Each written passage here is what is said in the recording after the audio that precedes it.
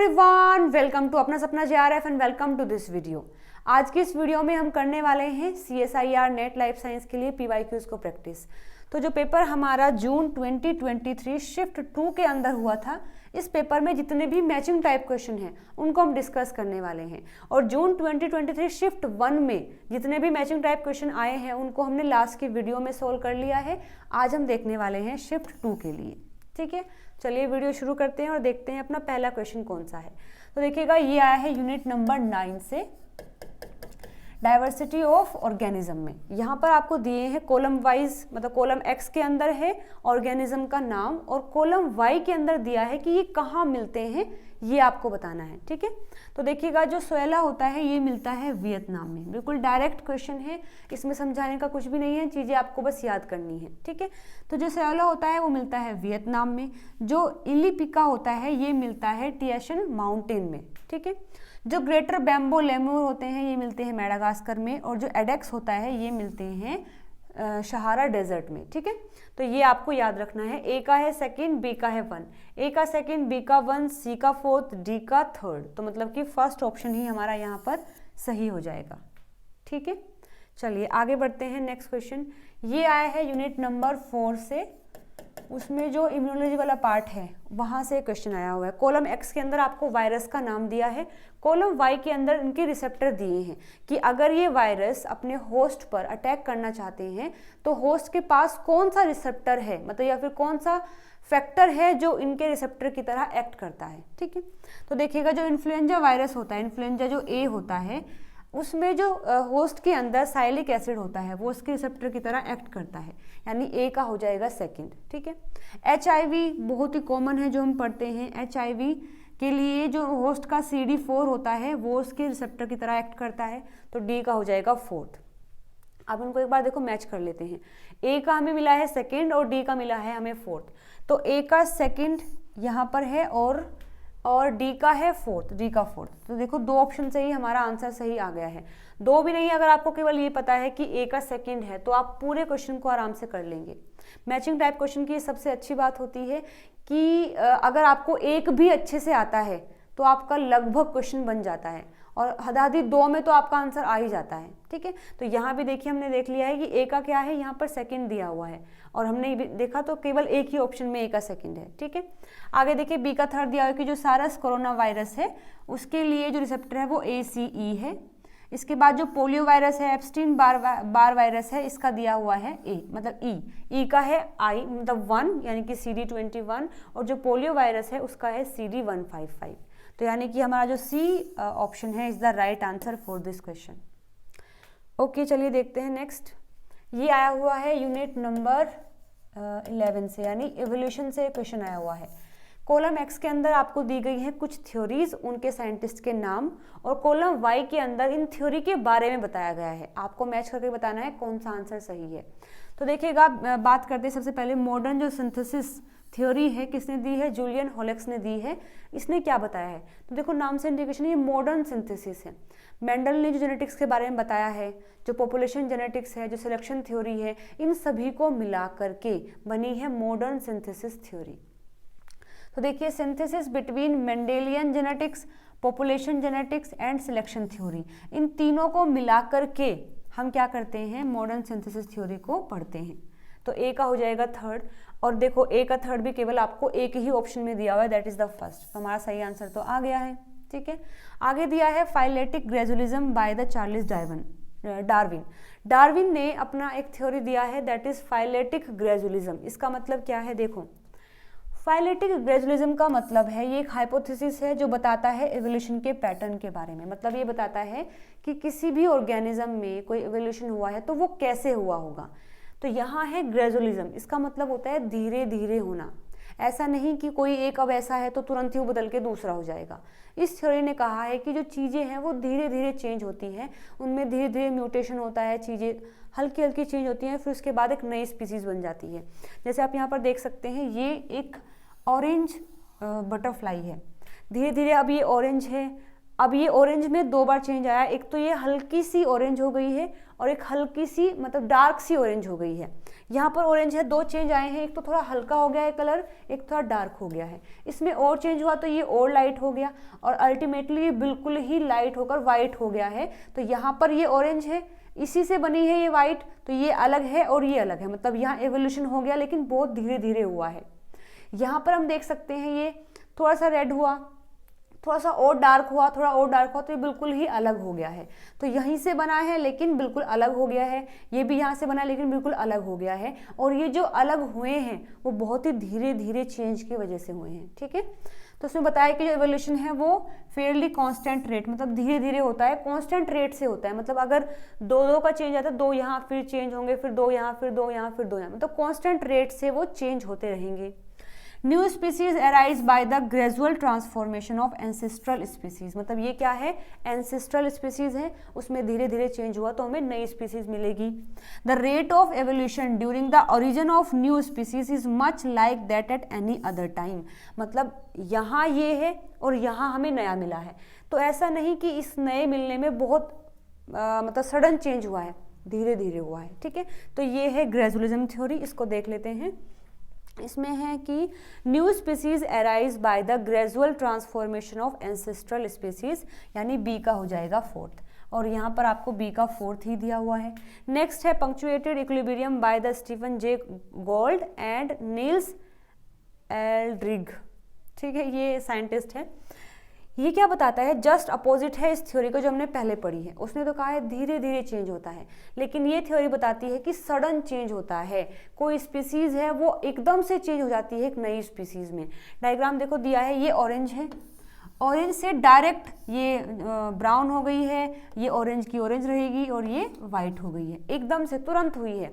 और फिर इसमें धीरे धीरे और चेंज होगा तो ये कंप्लीट फॉर्म हो जाएंगी।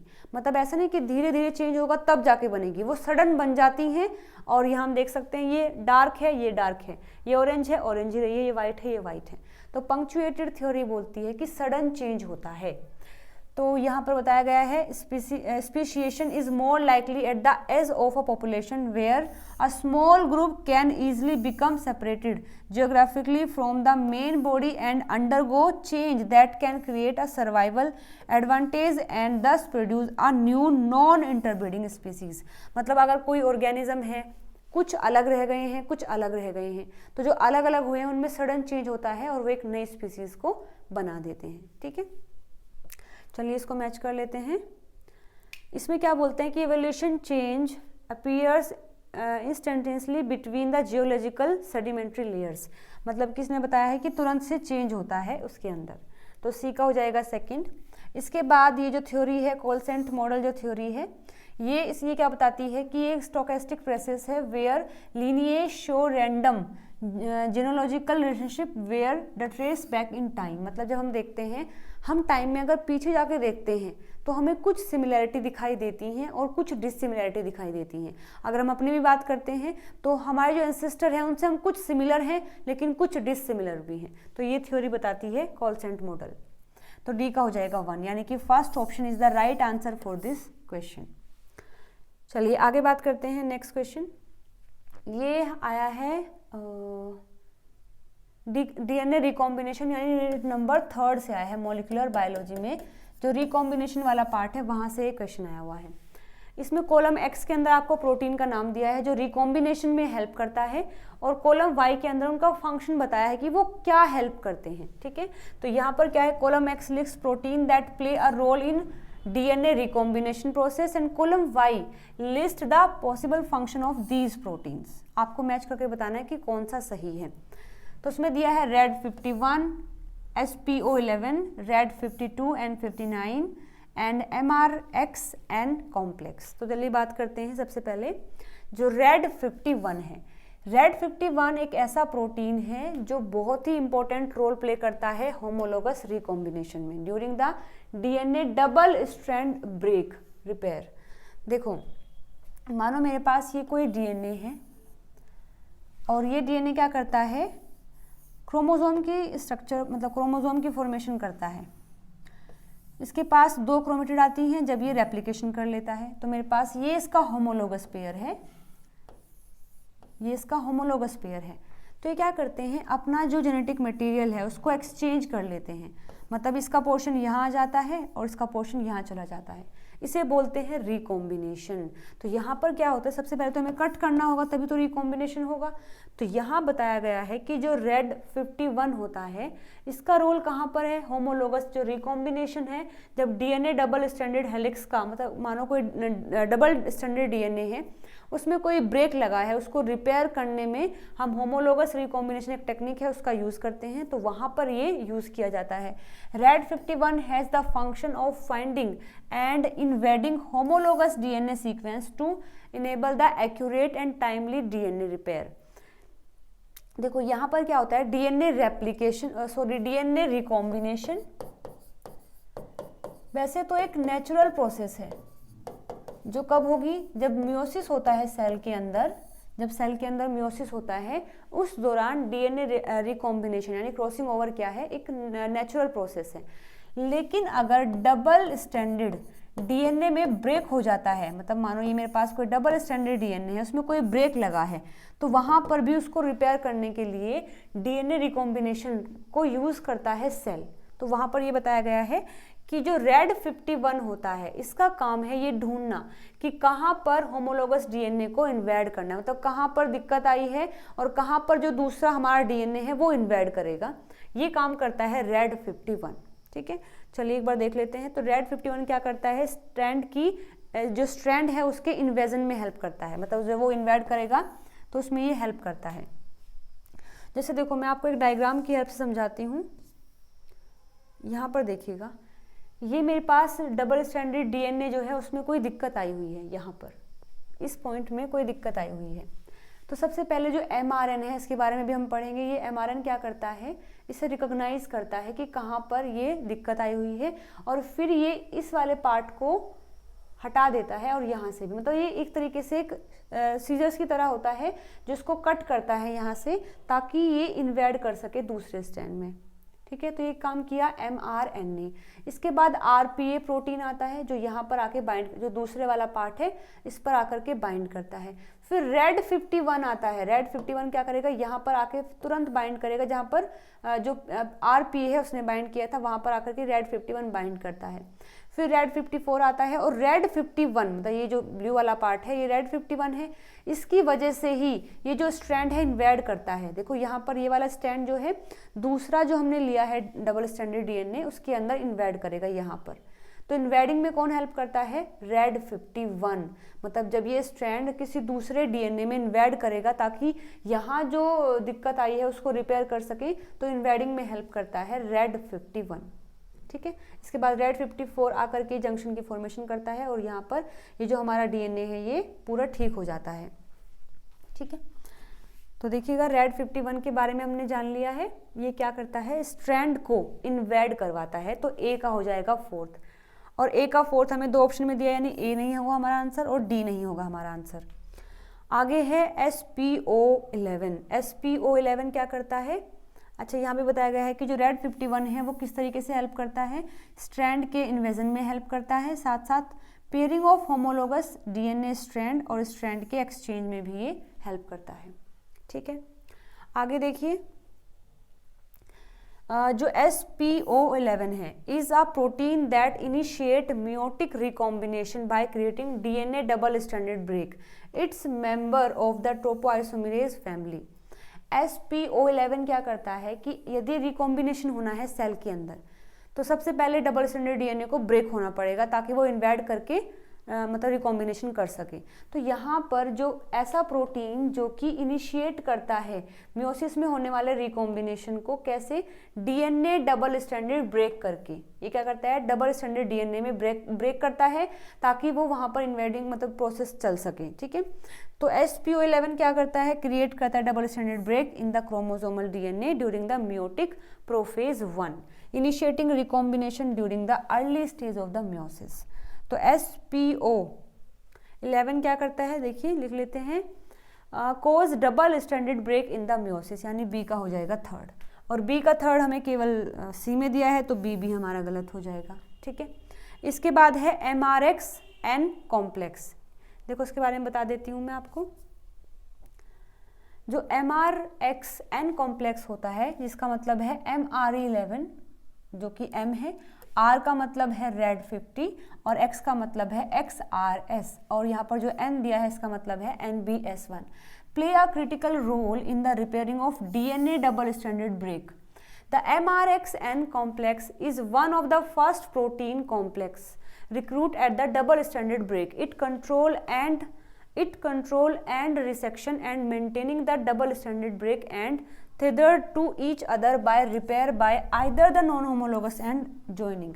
इसमें क्या बताया है कि जो MRX है ये सबसे पहला प्रोटीन है जो आता है। देखो यहाँ हमने पढ़ा था MRXN, तो ये एक ऐसा प्रोटीन सबसे पहले आता है और जहाँ पर ये ब्रेक हुआ है उस चीज़ को फाइंड करके यहाँ आता है और इनकी मतलब कि इनको और आगे कट कर देता है ताकि इन्वर्ट हो सके। तो ये सबसे पहले आने वाला प्रोटीन है। देखिए इसके बारे में पढ़ लेते हैं, लिख लेते हैं कि जो MRX और N है मतलब D जो है ये क्या है, हाँ रिसेक्शन करता है एंड ऑफ DNA स्ट्रैंड को at double stranded break sides to create the single stranded overhang. तो D का हो जाएगा हमारा सेकंड। ठीक है, तो D का सेकंड दिया हुआ है। अब बचा है रेड 52 एंड रेड 59। ये क्या करता है, असेंबली कराता है स्ट्रैंड एक्सचेंज प्रोटीन की, मतलब वो जितने प्रोटीन की रिक्वायरमेंट होती है उनको आकर असेंबल कर देता है ताकि सारा काम ठीक से चलता रहे। तो इस क्वेश्चन के लिए हमारा सही आंसर हो जाएगा द थर्ड ऑप्शन। ओके, चलिए बात कर लेते हैं नेक्स्ट क्वेश्चन की। ओके, नेक्स्ट क्वेश्चन है, ये आया है यूनिट नंबर 9 से भी कंसिडर कर सकते हैं आप इसको और यूनिट नंबर 6 से भी कंसिडर कर सकते हैं। कॉलम X के अंदर दिया है type of plant, column Y के अंदर दिया है उनके फीचर्स जिनके बिहाफ पर आप उनको अलग कर सकते हैं। तो देखिएगा हेट्रोब्लास्टिक क्या होते हैं, हेट्रोब्लास्टिक ऐसे प्लांट हैं जो स्टार्टिंग में अलग होते हैं लेकिन जैसे जैसे उनकी डेवलपमेंट होती है तो वो अलग हो जाते हैं। जैसे देखिएगा heteroblastic development is a significant and abruptive change in form and function that occur over the life span of a certain plant. जैसे आप यहाँ देख सकते हैं मेरे पास ये एक प्लांट की लीफ है, फिलहाल ये ऐसी है, जैसे जैसे ये चेंज करती है थोड़ी ऐसी होती है, फिर थोड़ी ऐसी होती है और फाइनली वो ऐसी हो जाती है। नहीं, पहले ऐसी होती है, फिर ऐसी, फिर थोड़ा सा यहाँ भी कट लगता है और फाइनली वो ऐसी हो जाती है। तो हम देख सकते हैं ये हेट्रोब्लास्टिक डेवलपमेंट है कि पहले वो अलग थी, धीरे धीरे चेंज हुआ तो वो अलग हो गई है। एक होता है होमोब्लास्टिक, उसका मतलब है कि जैसी वो है ऐसी ही रहेगी थ्रू आउट द लाइफ, उसमें कोई भी चेंज नहीं आएगा। तो हेट्रोब्लास्टिक प्लांट्स क्या होते हैं, फिर हेट्रोब्लास्टिक डेवलपमेंट क्या है, हेट्रोब्लास्टिक डेवलपमेंट का मतलब है कि जहाँ पर morphological change that take place with plant development, जैसे जैसे प्लांट डेवलप करता है ऐसे ऐसे उसकी मॉर्फोलॉजी में चेंज आता है। तो ए का हो जाएगा सेकंड, और ए का सेकंड हमें केवल एक ऑप्शन में दिया है that is the fourth option, तो इसलिए हम एक ही मैच से अपने सही आंसर पर आ गए हैं। आगे लिखा है जो फेनेरोगैम्स होते हैं ये क्या है, हेमिक्रिप्टोफाइट्स क्या होते हैं और हर्मेफ्रोडाइट क्या होते हैं। हर्मेफ्रोडाइट ऐसे ऑर्गेनिज्म हैं जिनके पास दोनों सेक्स प्रेजेंट होते हैं, ठीक है, जिनको हम बाइसेक्सुअल भी बोलते हैं। तो हर्मेफ्रोडाइट क्या है, organism with both male and female sex organ in the same flower, मतलब एक ही फ्लावर में अगर दोनों सेक्स ऑर्गन प्रेजेंट है उसको हर्मेफ्रोडाइट बोलते हैं। यानी डी का हो जाएगा फोर्थ। देखो यहाँ पर डी का फोर्थ भी दिया हुआ है। अब बारी आती है हेमिक्रिप्टोफाइट की और फेनेरोगैम्स की।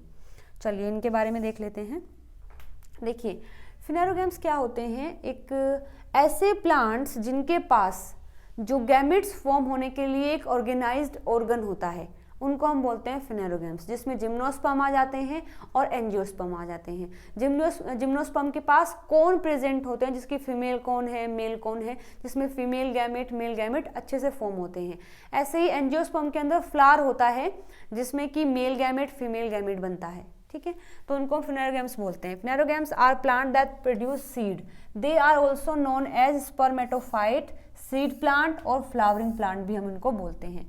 Phanerogams are the largest sub kingdom of plant, plant का सबसे बड़ा सब किंगडम जो है ये होते हैं। They are divided into two part, gymnosperm and angiosperm.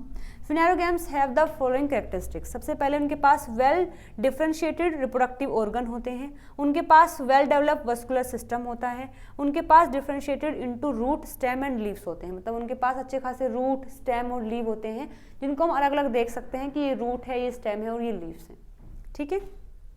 तो देखिएगा फेनेरोगैम्स में क्या पढ़ सकते हैं हम कि reproduce through the well developed sexual structure, मतलब उनके पास क्या होती है, एक वेल डेवलप्ड सेक्सुअल स्ट्रक्चर होती है जिसकी हेल्प से वो रिप्रोड्यूस कर सकते हैं। तो बी का हो जाएगा थर्ड, और यहाँ पर बी का थर्ड भी दिया हुआ है।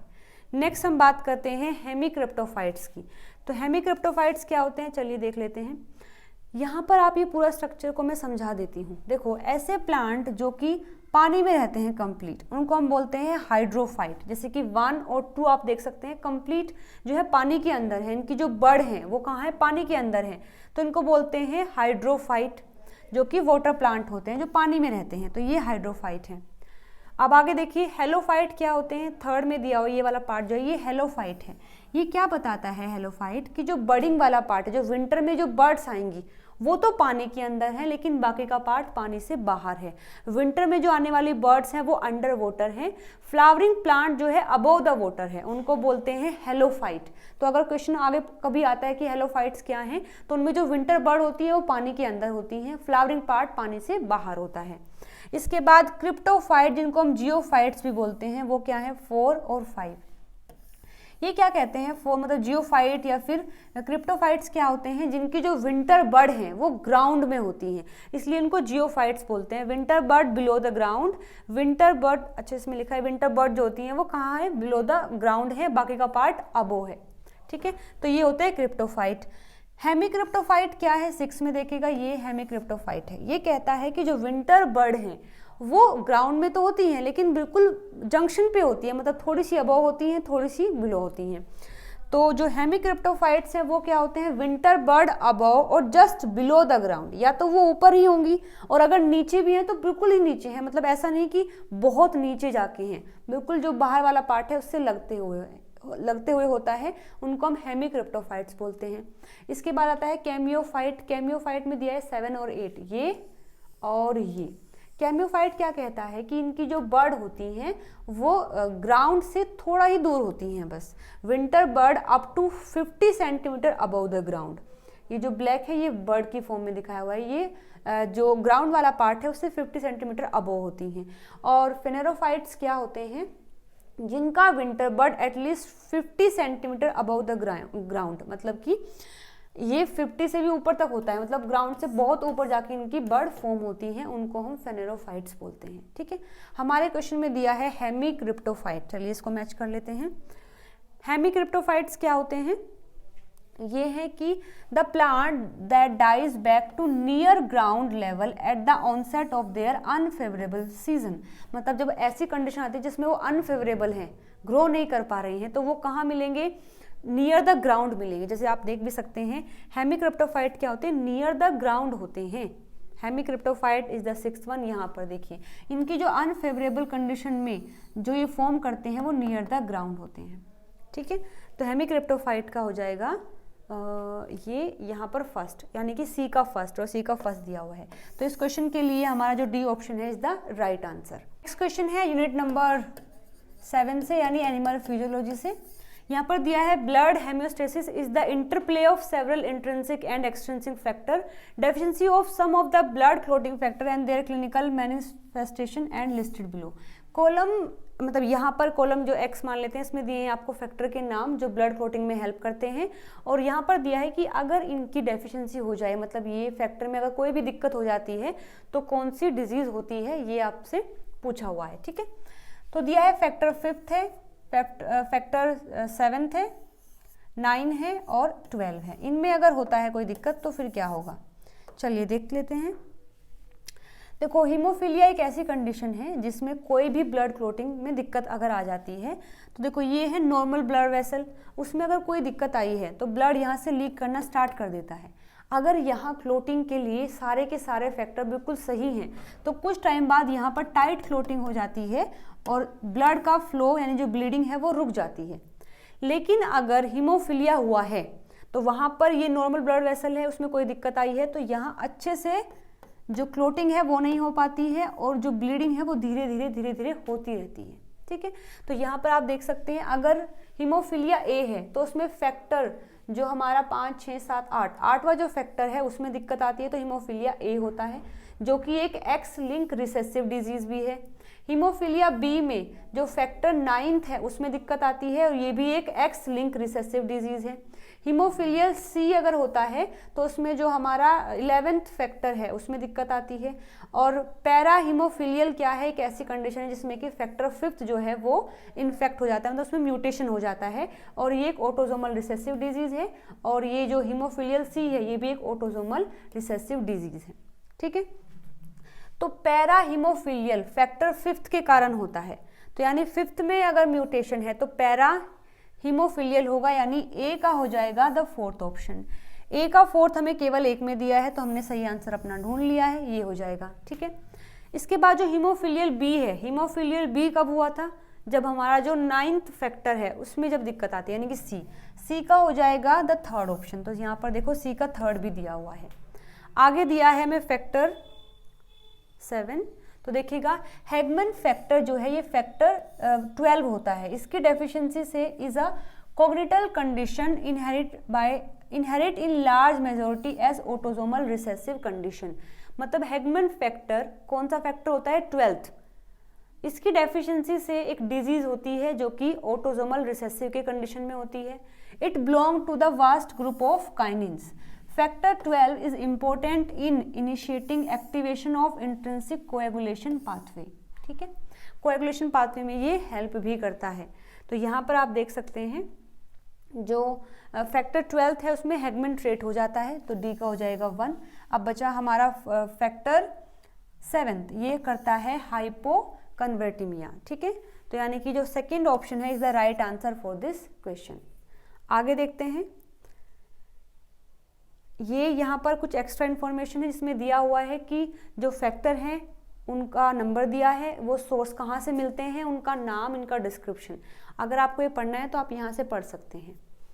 चलिए नेक्स्ट क्वेश्चन देखते हैं। ये आया है हमारा यूनिट नंबर 9 से ही ये क्वेश्चन आया हुआ है। इसमें बताया है कि यहाँ ऑर्गेनिज्म का नाम दिया है और यहाँ बताया है कि वो ऑर्गेनिज्म कहाँ पर डिस्ट्रीब्यूट है, मतलब वो कैसे आए हैं, कैसे डिस्ट्रीब्यूट हुए हैं। ठीक है, तो सबसे पहले है टेबुनिया रोजिया, एकेंटिना फोलिका, धतूरा इनोक्सिया और मेरोपस विरिडिस। इनके बारे में देख लेते हैं।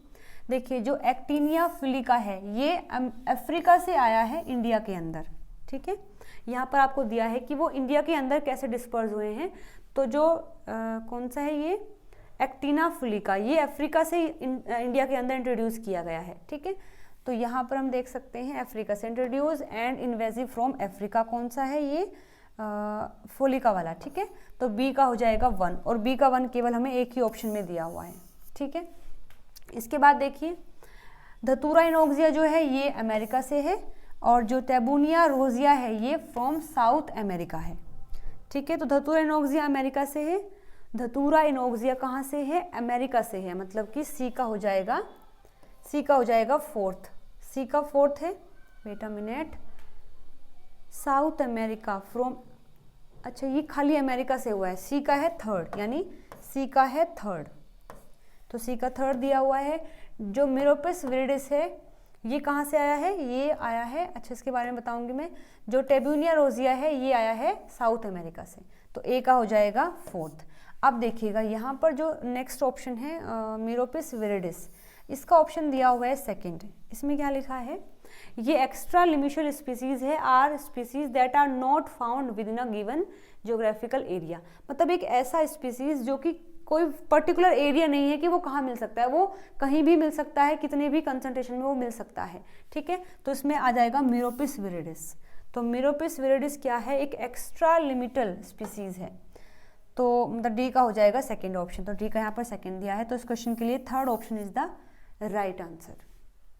चलिए आगे बात करते हैं।